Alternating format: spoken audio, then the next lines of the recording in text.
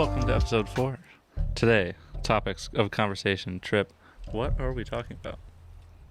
I wanted to talk about, because we both felt it in our tenure of school, that a lot of what we were learning in the classroom was not what we were going to be doing in the real world. Right. And so, at least for the film degree, business has helped us get a little bit, but not far. I mean, it's a minor for sure. And I was talking to my buddy Luca. Luca actually commented he watched all 3 podcasts already. And he's like, excuse me, but when you mentioned that you filled up the sandbags in Mexico, you neglected to mention that I helped you. I need more content. So shout out to Luca DeSimone Designs, our sandbag filling station. It's scrolling along the bottom. Yeah, just check out the bottom right here. Yeah. That's Luca DeSimone Design. He does great stuff. He's awesome. But I was talking to him in Mexico about how much he learned in school that was relevant to what he ended up doing. And he felt the same as I did, that a lot of what they teach you in school isn't always necessary for field work. A lot of our school, when it came to film, was theory-based. And neither of us were like, I mean, I love theory. And I think it prepared me to be able to watch any movie and tell you what it's about. Not true. Stanley Kubrick still stumps me. But, you know. But the theory's cool, but it's not applicable when you're shooting a commercial or promotional video. So today's topic, long story short, just learning outside the classroom. Learning outside the classroom. Film school in general. Is it worth it? High school versus college, you know. Yeah, that's what it's about. Yeah, because I came into college wanting to do mechanical engineering, and then, you know, I'm too dumb for that math, so I can't do it. But not too dumb, just I can use it for film better. Differently educated. Yeah, but I got into video just because all the cameras and like technology behind it, and obviously now it's ridiculous. But sorry, I'm letting my hair down. Oh, you're good. But yeah, I mean, I think being in the classroom forces you to learn outside the classroom, which is pretty evident with our lighting courses and cinematography and so on. Yeah, I would agree. Our lighting course, I still feel, was very theory-based. That's a shout-out to you, Kurt Lancaster.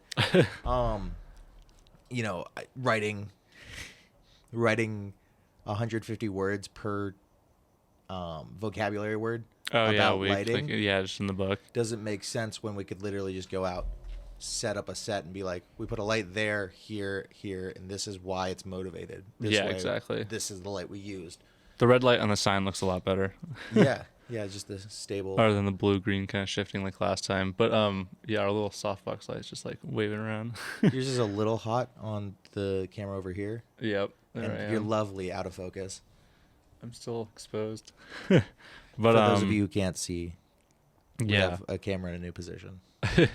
But I mean, to your point, I mean, of like learning outside the classroom, I mean, we were talking about like, you know, certifications, and are those worth it as well? And, you know, I took the Reducation course, which is basically just going over all the Red digital cinema cameras, their DSM-C2 line. Just going over them and using them because we don't have access to it at our school in Flagstaff.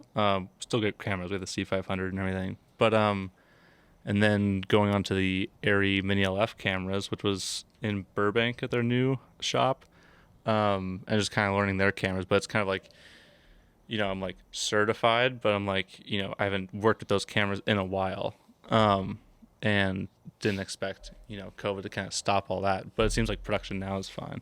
Yeah, you know, it is and it isn't. I've been talking to one of our buddies, Cheyenne, out in LA, and her hours have been severely cut back just because of COVID restrictions. And she's at a rental shop, right? Rental shop / production house. Right. You know, COVID's here. That the other thing. You know, LA's going to do what LA is going to do. But I think what our audience would really like to hear is about your shirt choice when you went to Arri. Oh, yeah, I wore my red shirt. I got the red shirt for free at the headquarters, I think, in Irvine. Just walked in and I was like, hey, like, can I use some of the cameras? And the guy kind of hooked it up. And then went to the Arri class the next day with our buddy Austin.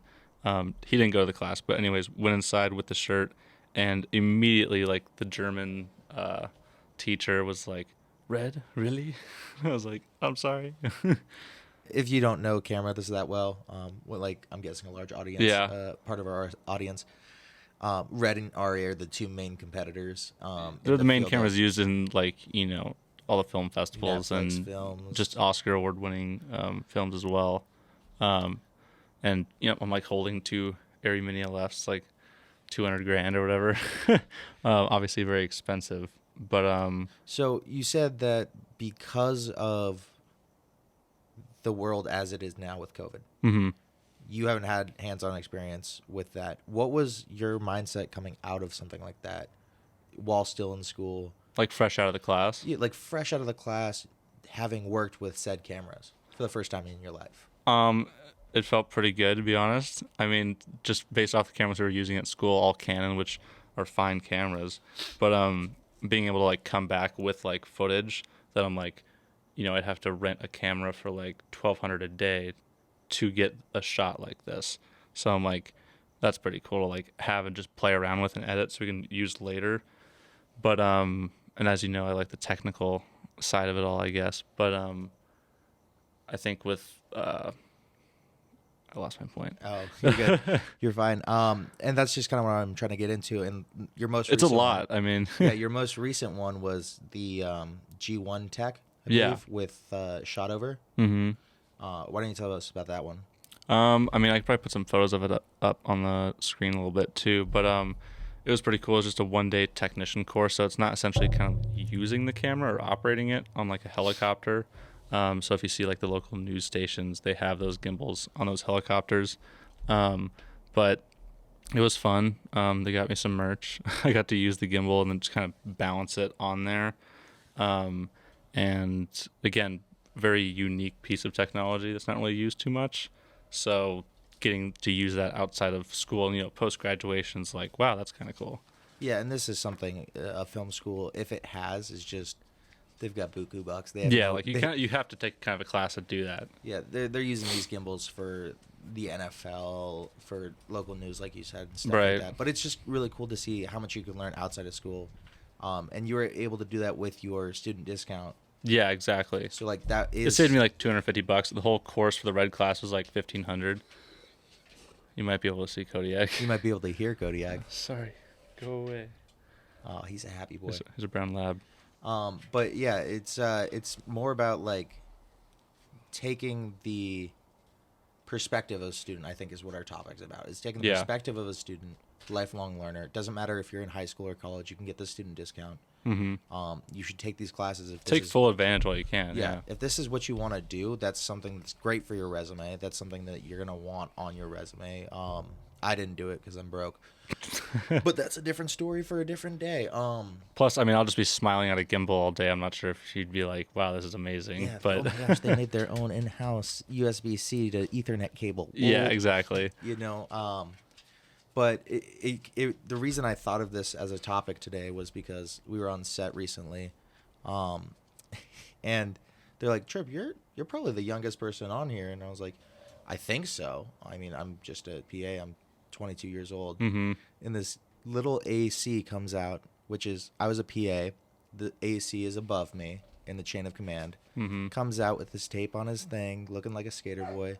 He comes out and he says, "Oh, I think I'm the youngest." And I was like, "Oh, how old are you?" And he's like, "Oh, I'm 20, Mm-hmm. 19 or 20." And I was like, "Damn, good for you." Somebody's Like, nephew, or yeah, that's what I thought. Turns out the guy had dropped out of SCC, which is a great community college for film school. it is. Yeah. Steven Spielberg actually gives them a lot of money because that's where he got his start. Yeah, and he grew up here in Scottsdale. Yeah, he grew up here in Scottsdale, and we're talking. And I mean, the kid's nice, but there's some of the things, the industry jokes and stuff like that. Yeah. He just comes up to me, he's like, "Oh, like how old are you?" And I was like, 22, and he's like, "Oh, and you're just a PA?" And I was like, "Yeah, I'm just a PA. See, I just feel got like out of it's kind of college." like, and I think we were trying to think of titles, but I almost think of it as like film slang. Yeah. Like it's different. Like there's school, and it's kind of like academic, and our teachers are very academic and smart, and they do very well. But like, again, like what I was kind of wanting to do was not what they taught. So like being able to do that. It's kind of like ridiculous. Yeah, and the guy, I was like, "What about you?" And he's like finished um, his thought, and he was just like, "Oh, well, like I dropped out of SEC. I couldn't do the schooling thing, and I was lucky to find some people, and this is when I get a little petty with my comment here." He goes, "It's not about what you know; it's about who you know." Mm-hmm. And I'm just sitting there like, "Uh huh." And that at that point, I was just like, "You're the You're the You're the worst. worst.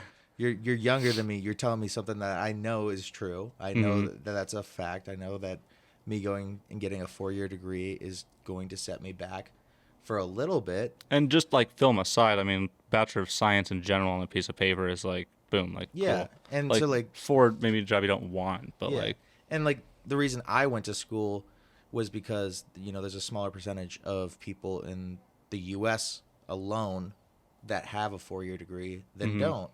And so that was something my parents wanted for me. I wanted for myself, and that's why I went. But it was just funny to hear that coming from him because it was just like, okay, dude, like I get it. You're younger than me on a set. You're higher rank, but like there is that little hierarchy. it's like the difference is like I'm trying to do something different with my life than you Yeah. are, and I don't think you understand that. So like you could say that, and I could just come back and be like, oh well, I have a LLC, we're incorporated or whatever legal terms I could throw at them, business terms, and be like, oh, have you ever filled out a K-1 form, stuff like that, and like make him feel, or I could just be like, yeah, you're right. I hope to work with you in the future, which is kind of my whole goal on set is Yeah, I finding don't want to burn any connections. bridges. Yeah. Yeah. Except for Melissa. The worst. Melissa was just, Do you think there's a different energy on like higher budget versus lower budget sets? oh, there's definitely. I've been on a few sets now, and the lower budget ones are like, we got to get every shot we can right now. And like, while that's still very evident on any set you'll be on. Yeah, the sets are run tight, but it's still like the way it's almost managed is just. I mean, it's a lot. There's a lot more loose ends when you got more, more people on set. Yeah, and like when I'm on a set as a PA and I'm getting paid versus when I wasn't, it was a different vibe because when I was getting paid, they were very nice to me. They still wanted a lot out of me. They still, when I messed something up, they were on me. But when I was on the unpaid set, and that's where Melissa was, she was just all over me all the time. And there was this story was just brutal, but this is kind of like going on the topic of experience versus not experience. When you're on set, from what I was used to, there's only 2 batteries, but they had 4 cases of 4 battery chargers with 4 batteries ready to go. And she's like, "Oh, plug in the batteries." I was like, "Okay." She's like, "Just go talk to the gaffer, ask where you can plug in the batteries because the gaffer knows the outline of the house. You're not gonna want to blow a circuit." So I go ask the gaffer. She says, "That's not my department. Go talk to camera." Go back to camera. Talk to them. They're like, "Why are you talking to me about this? Go talk to gaffer." Yeah, Go and was back. that a union set? Do you know? I'm not sure. It was reality TV, right? It was reality TV, and I'm pretty sure it was a union set. So I go back to the gaffer, and she's like, "Dude, stop it! Like, could you just give me a second? Like, that's not my job. That's not my department. I just told you that." Just goes off on me, and I'm like, "I'm sorry, but everyone keeps telling me to go back to the other person." And our buddy Matt, who like we've talked about as well, he was on that set and can attest to this. Yeah, and so like I finally go back and I plug in one set of 4 batteries, and I'm like, "Okay, got it done. It's all good." Melissa comes back. She's the AC on this one, and I just have a problem with ACs, I guess. I guess. She goes, "You only plugged in 1? We have 3 or 4 of those things. You have to plug them all in. Go back and do it again." And so I had to start plugging in. She's like, "If we run out of battery and we can't shoot, that's on you." And I was like, plugging into any wall because the gaffer is mad at me for whatever reason, like asking them about their job. And so I'm just plugging stuff in, and Melissa was real hard on me the whole time, and I thank her for it because it made me better for the third set I was on. But it was just really funny because at the end I was like, "Oh, hey, like, thank you for being patient with me." And she goes, "I wasn't patient with you," and I was like, "At least you know it. You know what? You're a true one, Melissa." And then when I got the chance to work with her again, I said, "Colin, you should work with camera," and just walked away. And kind of another question I had too, and I was just kind of thinking about it, is low budget, high budget, but also just kind of like paid work versus non-paid work, and kind of being a student doing your own work, like you kind of have to be proud of it because that's like what you're going to be doing or want to do to actually pursue that. versus kind of paid work. And we work with clients and do paid work, and it's great. Um, and but everyone has their like own visions with everything. And I guess my question is like, are you personally more proud of like your work that you do like unpaid versus paid, or? I honestly like.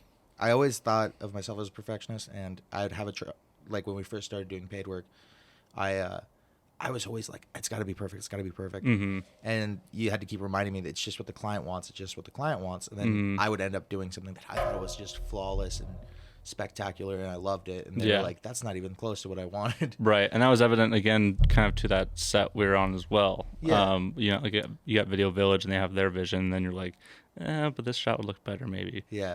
And so like, that was hard for me to overcome. But now I'm at the point where like, no, there's shots I get that aren't my Mm-hmm. favorite shot. It's not something I would pour myself over and be happy with at the end of the day. Right. A year ago, but now I look at it, I'm like, I couldn't have gotten that shot a year ago, and I got paid to do it. So Yeah. like, I'm proud of my work. No matter Plus, with what it your looks like. big lens that was on the last episode too, like you go out and you're like, dude, I'm on Nat Geo. Like, I'm shooting birds up this close. Oh my god, look at this bird.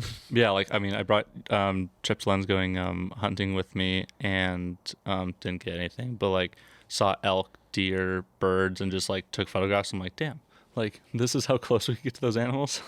Yeah, and like it's cool because like you get to use new gear all the time because your clients always want new things. And Mhm. if you set up your pricing right, you can get your clients to pay for that stuff. Sorry about that, guys.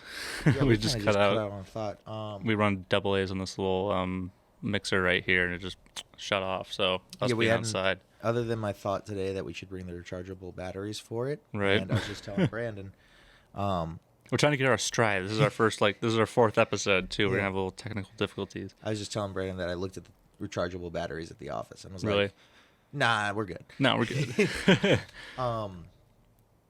But yeah, I think We're talking about kind of like the vision of like the client versus. yeah, there's the vision of the client versus you, and you're kind of just struggling to get what they want, and like they can communicate to you in their terms, but it's difficult when someone's not fluent in film. You know what I'm saying? Yeah, no, exactly. And that, like, with people like in Phoenix, Arizona, like, when I go online, I'm like, who would want videos from us? And we look at like, ad agencies and like, marketing places and stuff. And a lot of them have like, visions of stuff, but then don't know how to maybe implement that. And so like we have our own gear, rarely rent out stuff. And so it's kind of like, well, we want this and this and this and a crane and all this crap, whatever. And it's like, okay, like we're gonna have to take those. Downscale. Yeah. Like, gonna be a lot of costs. Which is, I think, the point I was just on Yeah. when we got cut off. Is if you do it right, if you put into your budget for new gear and stuff like that, you can have clients pay for your gear incrementally or lump sum if you get a benefactor at some point, a sugar daddy. We're fortunate enough that our first client is very, very. I'm not going to say He's very open with generous his- in the sense of just like, first of all, like from the beginning too, just overall knowledge of like, hey, maybe you should charge this, or maybe this is how you should implement this, or this maybe for your invoice, take half Yeah. up front. So learned a lot, and then He's got some out of it. generous in the knowledge he gives us, and he understands the pricing. And a lot of people try to cut us short because we're fresh out of college. Yeah, and And he thrifty 50. There's a sign right there. I mean, like again, like like your dad said too, like the name thrifty, you're gonna think like budget, cheap, video. Yeah, And us being fresh out of college, it makes sense, and it's a filmmaker.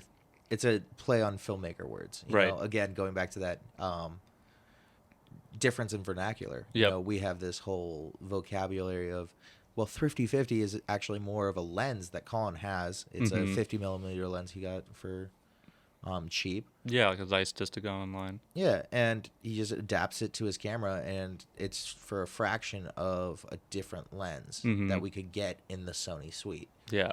So that's literally our thrifty 50 lens. Yeah. But hey, T50 is what That's kind of like, T50 your does. vision's our focus. Pull Yeah. that focus on the lens. But how about you? How do you feel about the work you get paid to do?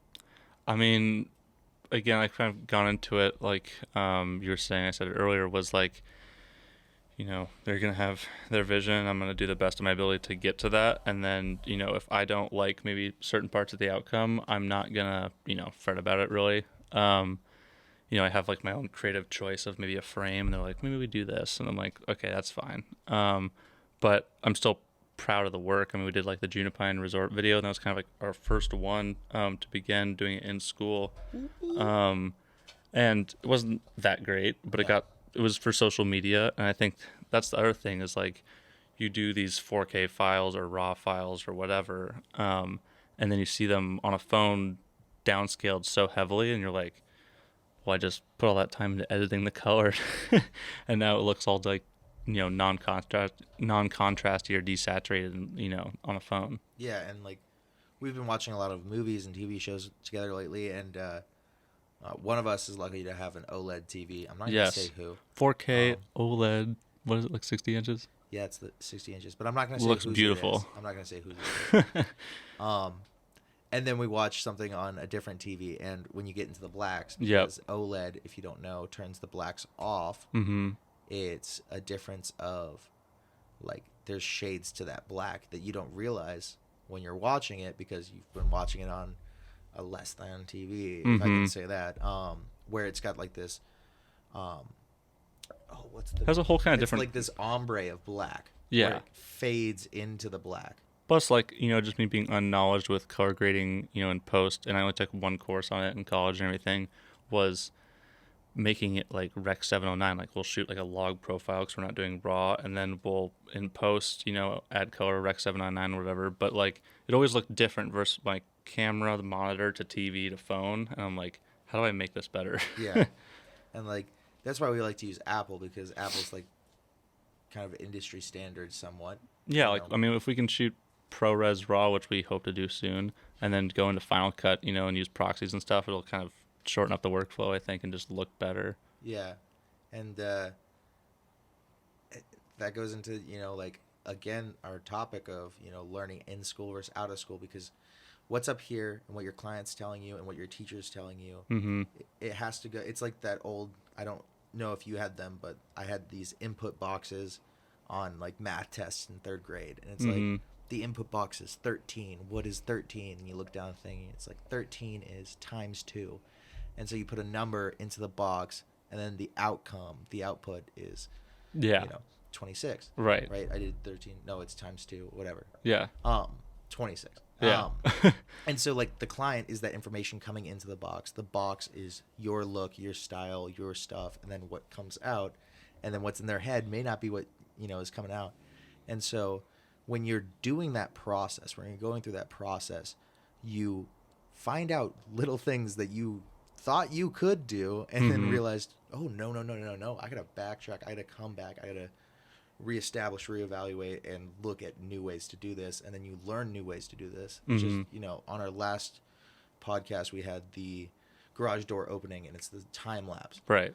Of stars. So it's like daylight, we shot the shot, but I had to trade it down to black, and you're like, I have no idea how to do this. And I was like, I think I have a plan. Plus, me with just keyframing in general was like, ugh.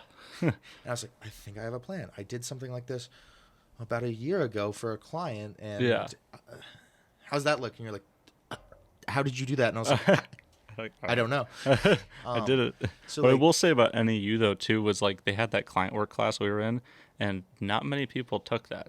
Yeah, and I think a lot more should, given how many. I was surprised they had it, and I was also surprised how many people showed up. Because we've had some friends recently come to us and they're like, oh, hey, how you doing this, that, and the other thing? We're trying to do the same thing where we live, and we're like, how much time do you have? Because there's a lot to it, and then knowing that class was offered, and that class doesn't fully go into the business aspect of it. Yeah. And like what we've done the past 6 months, I mean, that's kind of like, a semester or whatever. Like, I mean, we've already learned so much just being out of school. And I think that's why kind of like, we're trying to push that message, I guess, too, is because we're kind of dealing with that. And Hunter, I will give you a call back if you're watching this, because you had questions. We've just been bouncing around all day. Yeah, we've been busy. I mean, there's home and life balance, and when you are an entrepreneur, that doesn't become a balance. It becomes a hodgepodge of just Right. And to kind of like, I guess, end this topic too, I mean, just in recent news, I mean, like tomorrow we're going to be in Tempe shooting an apartment that's under construction right now for, I believe, ASU students and other people down there. So, just trying to stay on top of it, doing videos. yeah. And then the next day we're doing a photo shoot up in North Scottsdale. Yep. And it's just like, and that's the thing you also have to be ready for is if you're on the film set, if you're on location, if you want to be an entrepreneur, you have to be ready to just like switch your brain from this is what I'm doing to this is what I'm doing, this is what I'm doing, this is what I'm doing. Yeah, you might be on the couch thinking about something for 2 hours, but then it's like as soon as you got to go, you got to go. Yeah, like, you got to get up and do it. The other day we were doing film stuff all morning, and then it was just like lunch, and then it was taxes, and we were just doing taxes, and then went right back to this, and we did we did our taxes before we did the last episode. Exactly, and we were kind of talking about like how do you say it? How do you say it? You got me messed up. I know. Compartmentalizing. Yes, that's the word. So hard to say. Brandon's over here Yeah. laughing at us. That's what you got to do, though, is you got to do that thing that you said. Yeah, no, it's like... you got to be like your accountant in the morning. You got to be like creative in the afternoon, maybe, or however you work it out. But that's kind of like the hard thing to do, too, is kind of like with school. Like, you get your homework, but then you also want to be like, hey, I just want to take my camera outside. Or, hey, I just want to go get some shots downtown. Yeah. With your camera, not With your whiskey. camera. Not Yeah. whiskey. But yeah, it's kind of like if you don't know what compartmentalizing means, or you can't say it, basically your mind can be spaghetti or it can be a waffle. Spaghetti, everything's just intertwined looped together, and the waffle has those nice little pockets Yes. where the syrup goes in. You could put hot sauce in one pocket if you wanted to be the devil. Fruit in another, and so like you got those compartments. That's what you have to do, but you have to somewhat be like that spaghetti brain where you're just like constantly moving. Yeah, exactly. Pockets. Yeah, because we're in business, but we're artists. Yeah, we're artistes. Artists. And we like to say things with a pretentious flair. I'm not a comedian. I'm a comedian. Comedian. Yeah. But it's really and that was kind of what I got out of my conversation with my buddy Luca was with what he wanted to learn and where he wanted to go. He had to do that outside the class. He had to go outside of what he was learning and stuff like that. And he kind of built his own curriculum. And it made him better for it because when you teach yourself something and then someone's like, wait, how do you do that? And you explain it to them. Shout out to my boy Brandon over here because he taught me this the other day. You learn something like 10% from what you read, 20% from what you hear, and like almost everything from explaining to someone an idea, right? Yes, I got the nod. Something like that. Yeah. Let's say 10, 20, 95%. We can quote him on that. That's what Brandon said. That's what he said. He has an article that he wrote. Check it out at www.brandonsblog.web.biz. .org. .gov. But seriously, like if you have to not only read the material and then watch a video on the material and then implement the material and then have someone be like, whoa, how'd you do that, and show them that material, then you become the person to talk to on that material. And that's kind of what happened to us about lighting. Yeah. We took one lighting class, but we were doing it so much out of class that people were like... I was pretty infatuated with it. I mean, like, I like, read the textbook. I used my highlighter in there. But not all of it. But definitely was like, oh, this is sick. Like, I mean, you could have... Just realizing that, like, back to the red camera, the Airy camera, like, I could pick it up, shoot something, it could look like garbage. And then, if you have great lighting and, like, a decent camera, like, we got our Sony Alpha mirrorless cameras, like, you can make it look great. Yeah. And... we don't make it look great. We make it look fun. Yeah, this is fun. But yeah, it's exactly right because it doesn't matter what you're shooting on; it matters what you're shooting. Yeah, it's the content. I mean, that's what we got kind of out of school too. The story comes first. Like, the story comes first, and that's important and all. But you also learn a lot in school. Which this is my thing for school. This is my go to school, go to college. you need to go to college if you want that life experience, the intangible, as they call it. Yeah, exactly. Um, And that's, I mean, I think to kind of sum it up too, that's what it is, just an experience. yeah. And so, like, when you get put into a group assignment in high school, you've talked to these people all year long, blah, blah, blah. But, like, college, it's so broken down, so broken up. You could talk to someone for half the semester, get put into a group with them, and they're the worst person in the world to deal with. And you had no idea it was coming. They're doing better in the class. They're doing better in the class than you. They got more money than you. Whatever reasons in your head, you're like, oh, they'd be the perfect partner, you know. And then you meet, like, you talk to them, and you just realize they've just been falling backwards upstairs. You know, Right. like, that's how I did it. People were like, what do you mean you didn't study for this accounting test? And I was like, I got a C, didn't I? And they're like, I got a C and I studied all week. And that was kind of my point before too, was I'm not sure if I said it in the previous episode, but it was kind of like, you know, the whole fake it till you make it's kind of like kind of a myth, I guess, because like you're not really faking it, you're doing it. Yeah.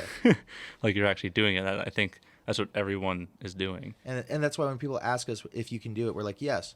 Yeah. We have the ability. It's like when the teacher used to ask, can you go to the bathroom? Yeah. Oh, may I go to the bathroom? Right. It's like that idea is like, I can do this. I just need some time to get there. Yeah. And so, like, and that's, you know, going back to the intangible of college, is it's working with people. It's developing the interpersonal skills. It's developing the critical thinking.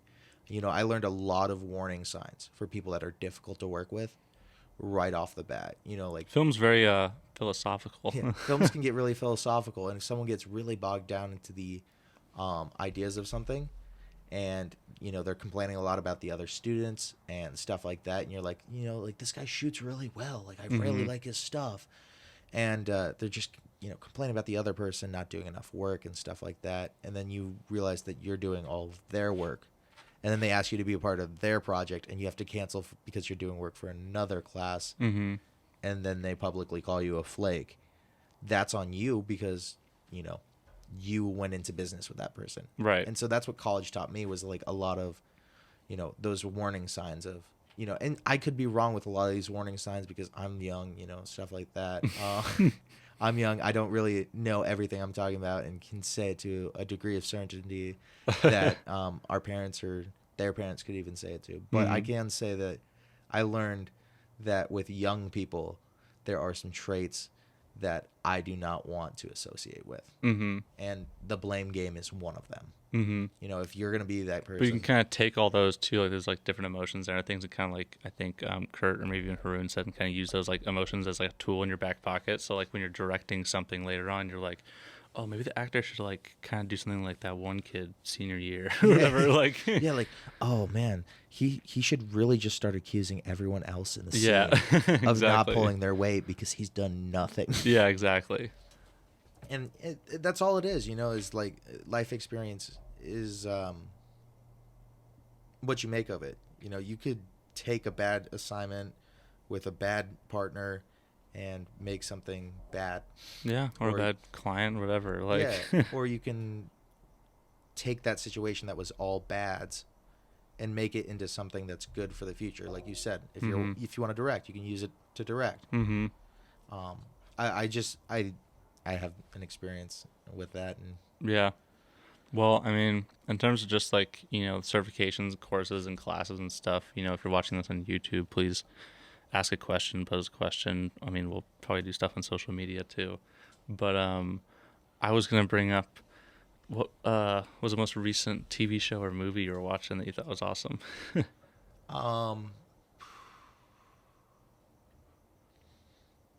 Fargo. Fargo? We've been watching Fargo on FX. I mean, I like WandaVision, but everyone's talking about WandaVision, and we're only mentioning WandaVision. Fargo came out when? When was that? I don't know when it started, but they just dropped their 5th season. Yeah, we've started from the beginning. We've just finished season 1. Yeah. But we just keep mentioning WandaVision so we can get higher in the clickbait category. Yeah, exactly. But yeah, Fargo. I mean, the character development, the emotions, the thoughts behind it. I love it. What do you like about it? What I like about it is, you know, I've talked about Deakins before, and he was the one who shot the, you know, movie Fargo, and like keeping that same visual like tone throughout, you know, and just the wide shots and everything, and like the color in general was like, oh, this is cool. And also Coen brothers writing the film, just like the random humor between like dark scenes, someone's getting killed and they're still doing like some weird Minnesota like accent and everything.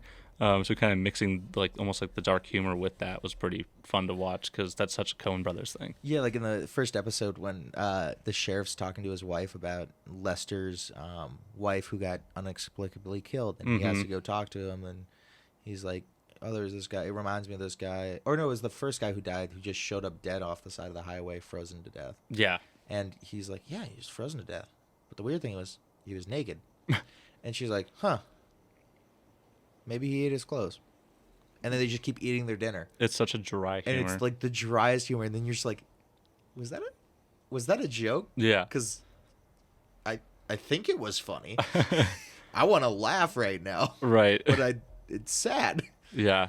Well, I would definitely recommend that we watched it on HBO Go. I think it's FX now or something.